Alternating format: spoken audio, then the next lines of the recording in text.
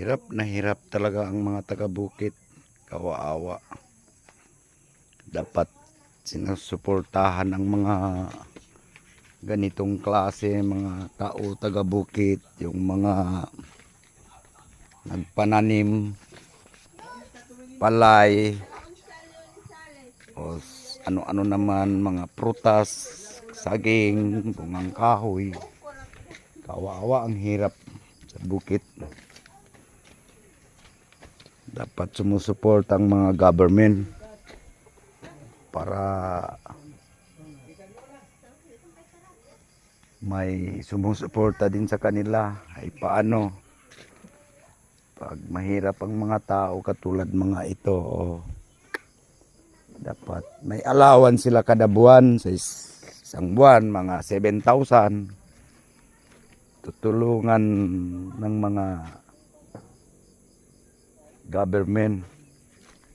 Katulad sa ibang bansa, may sasahurin ng mga tao. Di maganda ganitong mga situation dito sa mga bukid. Mahirap, kawawa ang mga tao dahil talaga walang hinahanap iba buhay, panghanap buhay kung hindi magpananim lang. Ang mga sidecar nila wala talaga. Hirap na hirap kapag walang sa ganito. Hindi sila makabenta mga prutas o ano-ano naman, pagkain. Hirap na hirap talaga. Sige lang, mga kapwa natin Pilipino, puro ewan ko lang, hindi ko alam sa kanila. Hindi katulad na sa ibang bangsa. Naranasan ko Singapore, Malaysia, o Brunei. Tinutulungan nila ang mga tauhan nila dahil boboto yan sa kanila. Dito sa atin, pinapabayaan lahat. Kanyang-kanya. Solo. Ay paano hindi mahirap. Tapos ang binibili pag sa city o sa pueblo, mataas. Yung mga ibebenta galing bukid, puro mababa lahat.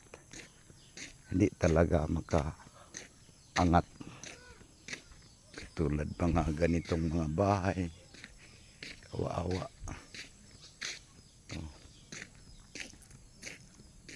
Hoy!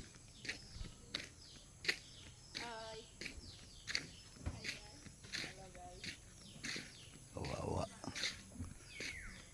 Kulang support sa pag-aral. Hirap na hirap.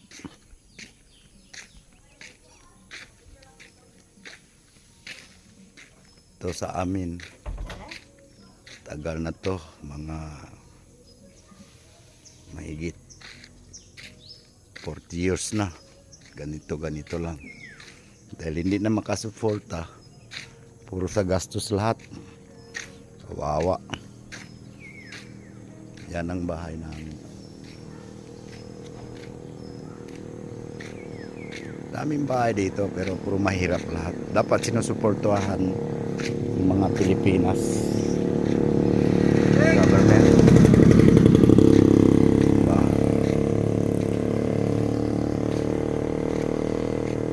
Tulad mga yan, maraming bahay. medyo talagang mahirap, walang kita.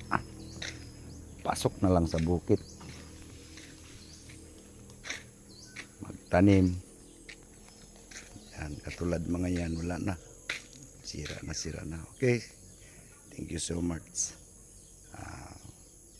Hanggang dyan lang tayo.